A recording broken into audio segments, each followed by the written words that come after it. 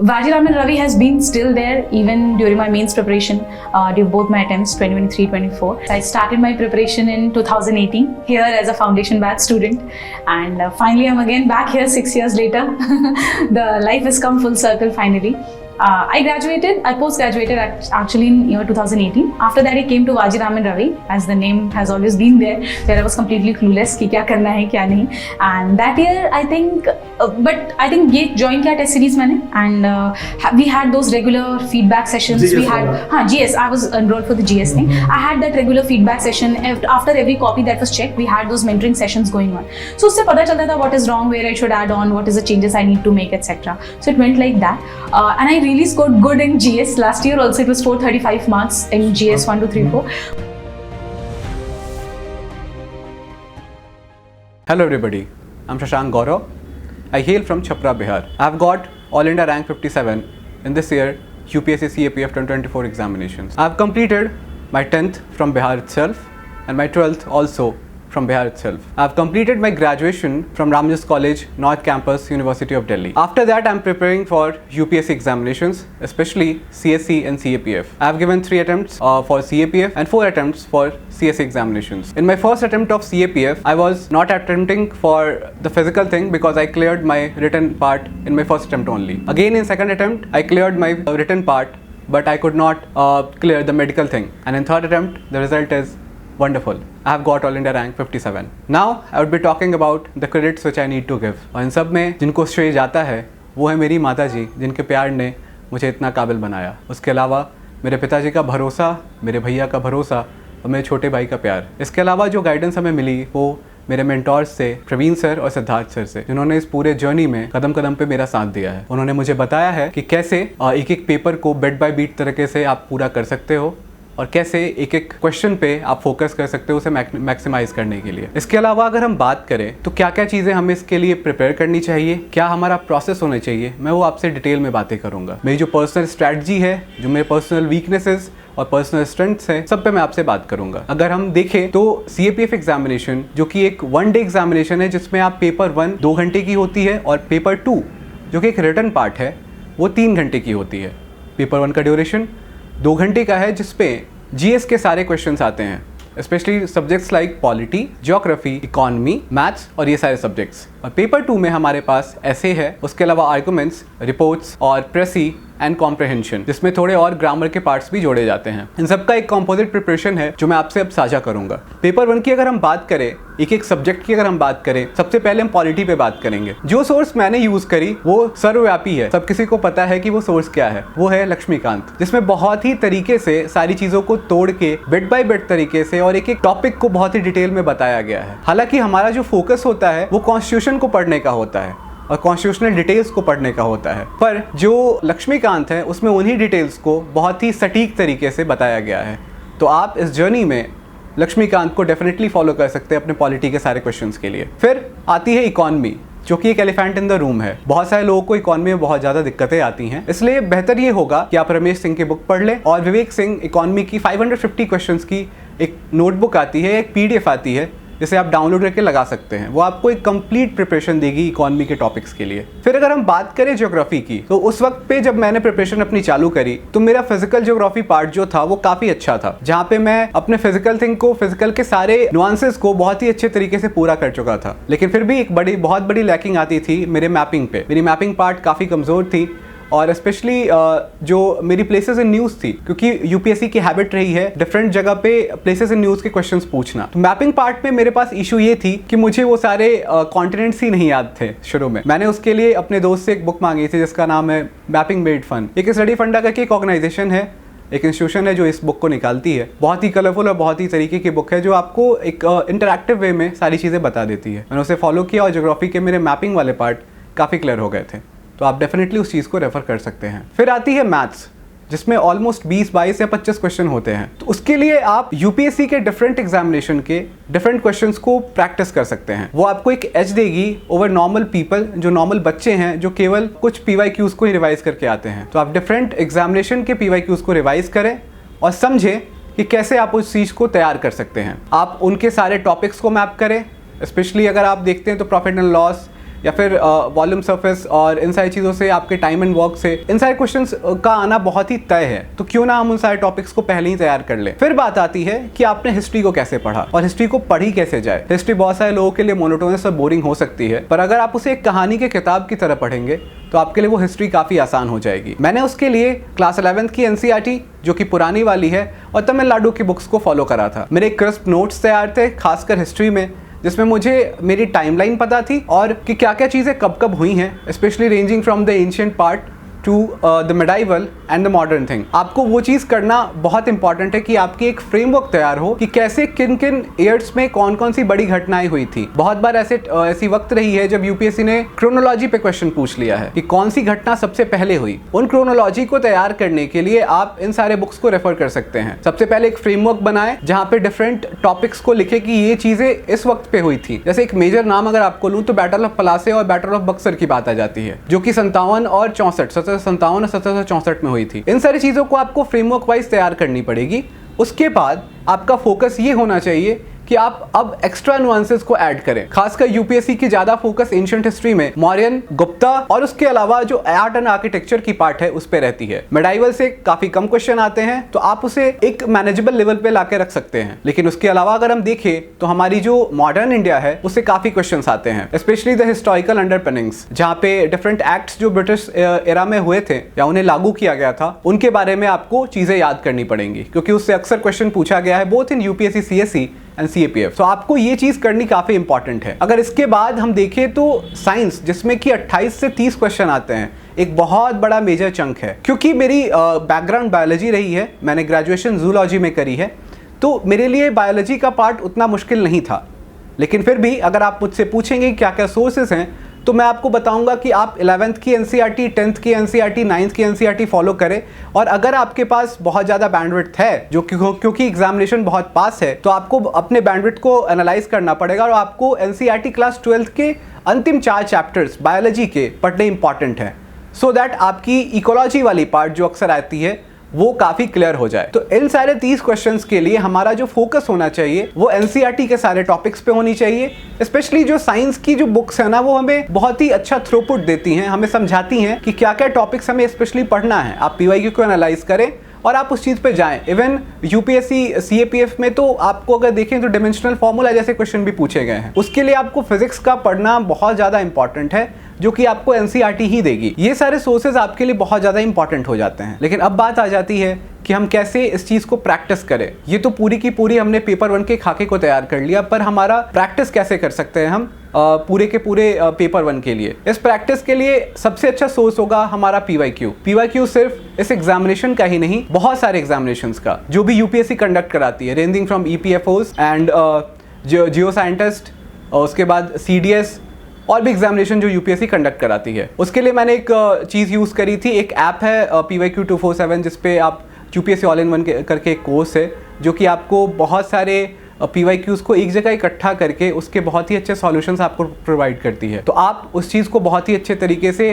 Topic wise method में आप revise कर पाएंगे। आपके सारे क्वेश्चंस तैयार हो जाएंगे और आपको रिवीजन करने में भी काफ़ी आसानी आएगी। फिर अगर हम बात करें कि इस प्रैक्टिस के अलावा हमें और क्या क्या चीज़ें करनी चाहिए, तो अगर 3 चीज़ें मैं आपको मेनली बताऊं तो पहला होता है हमारा PYQ को बाइबल बनाना। PYQ की सारे टॉपिक्स को, एक एक ऑप्शंस को नोट करना। अगर आप मुझसे एक क्वेश्चन पूछोगे कि PYQ कितना इंपॉर्टेंट है, तो अगर आप 2022 के पेपर में देखोगे तो एक वाइल्ड लाइफ सेंचुरी की बात की गई थी, जो कि 2023 में अस्कोट वाइल्ड लाइफ सेंचुरी के तौर पे उसके क्वेश्चंस भी आए यूपीएससी CSE में।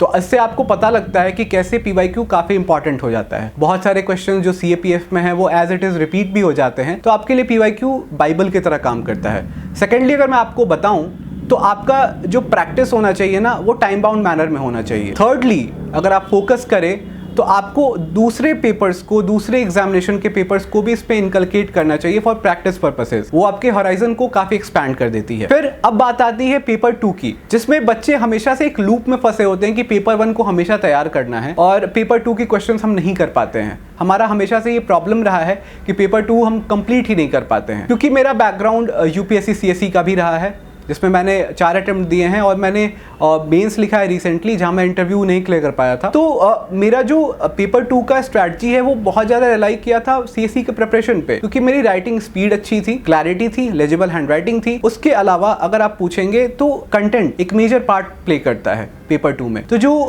कंटेंट है उसके लिए आपको न्यूज़पेपर पढ़नी इंपॉर्टेंट है। डेली न्यूज़पेपर्स पढ़िए और अपने न्यूज़पेपर के सारे इंफॉर्मेशन को गैदर कीजिए, एक जगह इकट्ठा कीजिए डिफरेंट टॉपिक वाइज। अगर आप देखेंगे तो जो 4 ऐसे आते हैं पेपर 2 के पहले, जो कि एक मेजर चंक है, वहां पे आपके सारे जो टॉपिक्स है ना वो कहीं ना कहीं न्यूज़पेपर और करंट इशू से डिराइव्ड होते हैं। और हमेशा आप देखेंगे कि एक खास थीम फॉलो करते हैं। कुछ 10 से 12 थीम्स हैं, जैसे women, climate change, environmental issues, या फिर हमारे cultural relations with different countries या फॉरेन रिलेशंस। इन सारे टॉपिक्स पे आपके कुछ फॉर्डर मटेरियल ऑलरेडी तैयार होने चाहिए। उसका बेस्ट सोर्स है हमारा करंट अफेयर्स, क्योंकि हमें रीसेंट चीजें पता भी होती हैं उसके थ्रू, और उसके अलावा हमारे नए इंफॉर्मेशन हम ऐड भी कर सकते हैं। तो न्यूज़पेपर का पढ़ना और करंट अफेयर्स का करना काफी जरूरी है। मैंने कुछ मैगजीन्स फॉलो करे थे, रेंजिंग फ्रॉम विजन की मैगजीन, और उसके अलावा और भी कोचिंग इंस्टीट्यूट के मैगजीन, जैसे स्टडी फंडा की भी मैगजीन जो आती है हमारी, वो भी काफ़ी अच्छी होती है। और हमने उसके अलावा मैंने वाजीराम के भी कुछ साइंस के मैगजीन्स यूज़ करे थे for the specific science thing और टेक्नोलॉजी थिंग, जो कि जनरली एग्जाम में पूछे जाते हैं। ठीक है, इसके बाद हमारे पास आर्गूमेंट के क्वेश्चंस आते हैं, जिसमें मैं आपको अगर बताऊं तो आर्गूमेंट में लिखना एक कला है। आपको to and for the motion and against the motion दोनों लिखना होता है। उससे सबसे पहले अगर स्टार्ट करने के तरीके की हम बात करें तो हमें जो इंट्रो होती है वो मैं बहुत ही अच्छा लिखने की कोशिश करता था। फिर हमारी जो आर्गुमेंट की टू एंड अगेंस्ट मोशन होता है, फॉर एंड अगेंस्ट मोशन होता है, उसको सब हेडिंग वाइज तोड़ना, हेडिंग्स को अंडरलाइन करना, उन्हें छोटा छोटा एक्सप्लेन करना, ये मुझे एक अलग एज देता था। और मेरे तीनों के तीनों अटेम्प्ट्स में जब भी मैंने क्लियर करे हैं CAPF के पेपर्स को, मेरे जो पेपर 2 के मार्क्स रहे हैं अराउंड 90 रहे हैं। और इस बार अब तक मार्कशीट नहीं आई है, फिर भी मैं एक्सपेक्ट कर रहा हूँ कि it could be around 110, at least वहां तक तो जाएगी ही जाएगी। सो स्पेशली अगर आप देखें तो ये आर्गुमेंट को उसका छोटा शॉर्ट इंट्रो या आप उसकी रेलेवेंस लिख सकते हैं, क्यों ये पूछी गई है। फिर हमारा फॉर द मोशन और अगेंस्ट द मोशन के सारे टॉपिक्स को छोटे छोटे हेडलाइंस में आप डिवाइड करके 3-3 या 4-4 पॉइंट लिखिए। उसके बाद आप उसे कंक्लूड कीजिए। फिर हमारे पास रिपोर्ट आता है। Report is all about what, where and how, जबकि ऐसे होता है व्हाई या एनालिसिस या क्रिटिकल एनालिसिस की बात करता है ऐसे। लेकिन जो रिपोर्ट होती है ना वो आपको बताती है क्या हुआ, कब हुआ और कैसे हुआ। तो जो मैं फॉलो करता था, मैं सबसे पहले क्या हुआ को एड्रेस करता था। पहली पैराग्राफ में रिपोर्ट के क्या हुआ मैं बताऊंगा, that is what part of the question.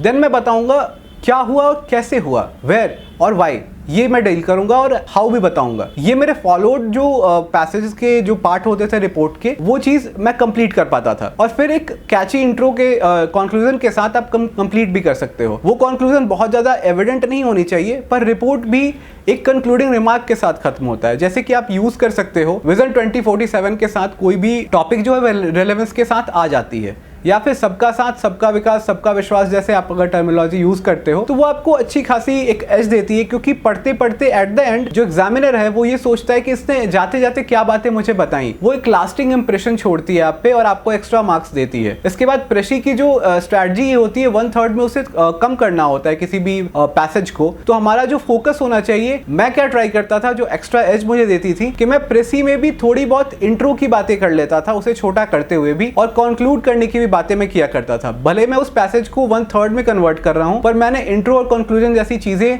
Major चीजें मैंने छोड़ी नहीं। ये मुझे एक्स्ट्रा नंबर दिलाती थी। उसके बाद हमारी जो रीडिंग कॉम्प्रहेंशन है उसमें हमें 5 ही क्वेश्चन लिखने हैं, पर हमारा जो स्पेस होता है वो बहुत ज़्यादा होता है उसमें, तो बच्चे अक्सर उसे भरने लगते हैं। या मैंने भी शुरू में मैं भरता था बहुत ज़्यादा। फिर मुझे मेंटोर्स ने मेरे बताया कि उस चीज़ को आप पॉइंट वाइज फॉर्मेट में लिख सकते हो, तो मुझे लगता है कि वो मेरे फेवर में काम करी हैं और मुझे अच्छा मार्क्स उसके वजह से भी आया है। फिर अगर आप ग्रामर की बात करें, जो कि आपकी बहुत ही लो हैंगिंग फ्रूट है, और मेरे लिए ग्रामर एक नाइटमेयर था, क्योंकि मेरी उस टाइम पे स्पीकिंग स्किल्स उतनी अच्छी नहीं थी, ना ही मेरी ग्रामर स्किल्स बहुत अच्छी थी। ड्यूरिंग द प्रिपरेशन मैंने इसे इंप्रूव किया है। और अगर आप देखेंगे तो मेरी जो ग्रामर की जो चीज़ें थी वो मेजरली जो रिलाई करी है मैंने, वो SSC के यूट्यूब चैनल्स पे करी हैं। डिफरेंट टीचर्स हैं जो कि ग्रामर्स को बहुत ही सटीक तरीके से पढ़ाते हैं, तो आप उनके चैनल्स को देख सकते हैं। एक आरती मैम है और एक निशा बंसल मैम है, जिनके आप ग्रामर के वीडियोस को पढ़ सकते हैं। तो वो आपको हेल्प करेंगी काफ़ी, क्योंकि एक्टिव पैसिव में चेंज करना, जो हमारे प्रीपोजिशंस हैं उनको चेंज करना, या कंजंक्शन को चेंज करना, या रिमूवल ऑफ टू करना, या क्वेश्चन टैग लगाना, ये सब काफ़ी इंपॉर्टेंट रोल प्ले करते हैं आपके ग्रामर में कंप्लीट मार्क्स को निचोड़ने के लिए। सो आपको वो चीज़ फोकस करनी पड़ेगी, आपको वहां से ग्रामर पूरा करना पड़ेगा। इसके बाद अगर मैं आपसे कहूं कि कुछ नॉन नेगोशिएबल्स हैं, कुछ इंपॉर्टेंट चीजें हैं जो आपको करनी होगी after qualifying your first stage which is written part. आपको इसके बाद बात आती है फिजिकल फिटनेस की, क्योंकि इस एग्जाम में सबसे पहले तो आपकी 100 मीटर्स की रेस होती है, फिर 800 मीटर्स की रेस होती है जिसे 3 मिनट 45 सेकंड में कंप्लीट करना होता है, फिर हमारे लॉन्ग जंप्स होते हैं, और फिर हमारा शॉर्ट पुट होता है। फॉर बॉयज शॉर्ट पुट होती है, फॉर गर्ल्स शॉर्ट पुट नहीं होती है। तो अगर आप देखेंगे तो आपको 3 अटेम्प्ट्स मिलते हैं लॉन्ग जंप में, केवल एक अटेम्प्ट मिलता है 100 मीटर्स एंड 800 मीटर्स में, और आपको 3 अटेम्प्ट्स मिलते हैं शॉर्ट पुट्स में। पहले केवल एक अटेम्प्ट मिलता था, और वो भी एक मेजर रोड ब्लॉक थी बच्चों की फिजिकल नहीं कंप्लीट कर पाने की इशू। सो अगर आप देखें तो 100 मीटर्स को 16 सेकंड में कंप्लीट करना है। मैं सेकंड अटेम्प्ट में अपने थोड़ा ओवरवेट था, और थर्ड अटेम्प्ट में भी ओवरवेट था, तो मैंने काफ़ी मेहनत करी थी। मैं 92 kgs से अराउंड 71 kgs पे आया था फॉर दिस एग्जामिनेशन ओनली, और मैंने काफ़ी फिटनेस पे और काफ़ी न्यूट्रिशन पे ध्यान भी दिया था।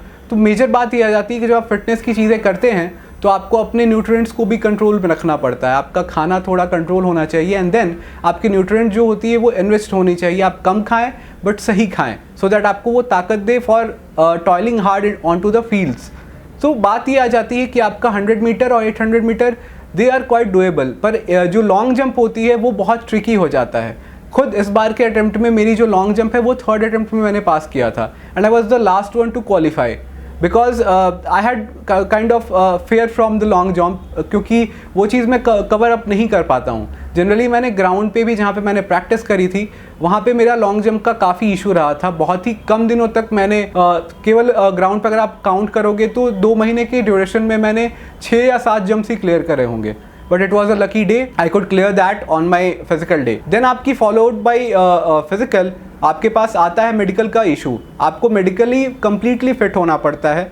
आपकी आई साइट, आपकी जो भी थोरेसिक कैविटी है, या फिर आपके ईयर नोज, सब कुछ बहुत ही सटीक तरीके से अलाइंड होने चाहिए टू द मिलिट्री स्टैंडर्ड्स। मेरे साथ सेकंड जो अटेम्प्ट था मेरा, उसमें इशू ये आई कि I had some issues in medical, और मैं उस कारण से मेडिक आउट हो गया। पर इस बार I rectified that and I got to know about my body, और वो मुझे हेल्प करी थर्ड अटेम्प्ट में मेडिकल भी क्लियर करने में। फिर फाइनली एक बात आती है कि आपके इंटरव्यू स्टेज, जो कि बहुत ही क्रूशियल है, क्योंकि बहुत सारे बच्चों ने अगर पेपर 1 और पेपर 2 में कम मार्क्स भी लाए हैं, जैसे कि मेरा पेपर 2 में इस बार एवरेज मार्क्स आप कह सकते हो, पेपर 1 में सॉरी एक एवरेज मार्क्स आप कह सकते हो, पर paper 2 was quite good for me. लेकिन इसके बाद बात आ जाती है आपकी इंटरव्यू की प्रिपरेशन के लिए। इंटरव्यू प्रिपरेशन आपकी हमेशा लोग कहते हैं कि डैफ के अराउंड घूमती है, पर फॉर मी इंटरव्यू इस बार डैफ के अराउंड नहीं घूमी। It was completely based on current affairs. तो मैं अगर आपको कुछ सजेस्ट करूं तो वो ये बात होगी कि आप डैफ तो पढ़े ही पढ़े, डैफ को ऑल अराउंड तरीके से कंप्लीट करें ही करें, पर उसके अलावा आपकी करंट अफेयर्स की नॉलेज आपके लिए बहुत हैंडी आनी चाहिए। आपका करंट अफेयर्स इतने तरीके से कंप्लीट होना चाहिए कि आपसे पूछा जाए, और जैसे कि मुझसे पूछा गया चाइना और 1 बॉर्डर 1 पुलिस, इन सारे रिफॉर्म्स के बारे में, तो मैं उस पर काफ़ी कॉन्फिडेंट होकर आंसर दे पाया, क्योंकि मुझे ऑल अराउंड नॉलेज थी उस टॉपिक्स पे। तो आपको कोई भी टॉपिक प्रिपेयर करनी है तो आप उसे ऑल अराउंड पूछ सकते हैं। सिंस मैं थोड़ा सा मैंने वेट गेन भी कर लिया था, they asked me a fit India movement question, जो कि काफ़ी पुरानी मूवमेंट है, but still they asked this question just to know and just to check my ability to comprehend at that moment. तो ये सारी चीज़ें आपके साथ होंगी, और समटाइम्स जो इंटरव्यूअर होता है वो आपके आसपास घूमता भी है to check your mental temperament, और it checks your mental condition कि कैसे आप किसी फियर को ओवरकम कर पाते हो। तो ये भी आपको बहुत ही सटीक तरीके से तैयारी करनी पड़ेगी। जो भी प्रैक्टिसेस हैं या जो भी मॉक्स हैं वो डिफरेंट कोचिंग इंस्टीट्यूट कराते हैं, आप वहाँ पे जाके इंटरव्यू का प्रिपरेशन कर सकते हैं। वाइंड करते हुए मैं अगर आपको 3-4 चीज़ें बताता जाऊँ जो कि कंप्लीट नॉन नेगोशिएबल हैं और कंप्लीट इंपॉर्टेंट है, बहुत ही पर्टिनेंट है फॉर दिस एग्जामिनेशन, वो होगी आपकी PYQ, जिसमें आपको कंप्लीट तरीके से अपने उस चीज़ को बाइबल मान के काम करना होगा, बाइबल मान के उसे पूरा करना होगा। फिर आपको उसके छोटे छोटे टॉपिक्स, सब टॉपिक्स को कवर अप करनी होगी। पेपर 2 में आपकी न्यूज़पेपर आपकी बहुत ज़्यादा इंपॉर्टेंट हो जाती है, क्योंकि आपको वो एक ऑल अराउंड पैकेज देती है, एक ऑल अराउंड नॉलेज देती है for different facets of an issue जो कि न्यूज़पेपर में हमेशा चलती आती है। उसके बाद अगर आप देखेंगे तो आपकी न्यूज़पेपर आपको बहुत सारे कंटेक्स्ट में आपको नए वर्ड्स, नए फ्रेजेस देती है। ये फ्रेजेस आप पेपर 2 के जो ग्रामर सेक्शन है उसमें सेंटेंस फॉर्मेशन के लिए भी आप यूज़ कर सकते हैं। तो ये न्यूज़पेपर काफ़ी इंपॉर्टेंट हो जाती है आपको आपके जर्नी में एक सही डायरेक्शन देने के लिए। फिर आपकी physical fitness, mental toughness and ultimately आपके इंटरव्यू की जो गाइडेंस है वो आप डिफरेंट कोचिंग इंस्टीट्यूट से भी ले सकते हैं। और आपको एक कंप्लीट अराउंड अपने पर्सनालिटी को डेवलप करना पड़ता है कि आपकी पर्सनालिटी कैसी है, आप किस तरीके से बात कर रहे हो, किस तरीके से उठ रहे हो, बैठ रहे हो, ये सब कुछ मैटर करता है। बिकॉज इट सेज ना that we need to feel first, then we are going to become that. तो ये चीज आपकी बहुत ज्यादा इंपॉर्टेंट हो जाती है। सिंस अगर इंटरव्यू आपकी बहुत ही अच्छी जाती है, आपको एक मेजर अपलिफ्ट मिलता है और आपकी रैंक इंप्रूव होती है। That has happened with me, so I am wishing the same for you अगर आप ये सारी चीज़ों को करते हैं। और मुझे लगता है कि ये सारी चीज़ें मेरे लिए बहुत ज़्यादा इंपॉर्टेंट रही थी और मैंने आपसे अपनी तैयारी के सारे गुण को साझा कर दिए हैं। ऑफ कोर्स आप भी इन सारी चीज़ों पे चल के और अपने सफलता के शिखर को प्राप्त कर सकते हैं। इसके अलावा अगर आप मुझसे पर्सनली जुड़ना चाहते हैं और मेरे तैयारी के सारे गुण को सीखना चाहते हैं तो आप मेरे टेलीग्राम चैनल पे मुझे मैसेज कर सकते हैं जिसका नाम है AC शशांक गौरव AI 57, जिसका लिंक मैं इस वीडियो के डिस्क्रिप्शन बॉक्स में और कमेंट बॉक्स में भी पिन कर दूंगा। इसके अलावा अगर आप और भी ऐसी तैयारी को जानना चाहते हैं, तैयारी के गुर को सीखना चाहते हैं तो आप डेफिनेटली DKT चैनल को देख सकते हैं, जहाँ से मैंने भी अपने वक्त पे DKT से डिफरेंट टॉपर्स की स्ट्रैटेजी को अपनाया था। और आप भी ऐसे ही DKT के सारे टॉपर्स की स्ट्रैटेजी को सीख करके अपने लिए एक टेलर्ड अप्रोच की विधि अपना सकते हैं, जहाँ पे आपका एक कंप्लीट तैयारी एक टॉपर्स वे में आप कंप्लीट कर पाएंगे और आपकी तैयारी काफ़ी आसान हो जाएगी। इसी के साथ मैं अपने वाणी को विराम देता हूँ। Thank you. जय हिंद।